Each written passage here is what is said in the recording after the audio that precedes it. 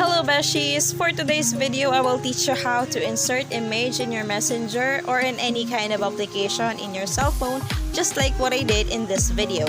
So if you're interested, just keep on watching and please don't forget to like and subscribe to my YouTube channel for more upcoming updates about our tutorial. First thing you need to do is to open your Play Store and then download the application designer tool. Actually, I've already downloaded this application a while ago, this one. And then after that, after you installed this application, just click open and then you will see this grid overlay, and then just scroll it up and then you will see this Mac overlay.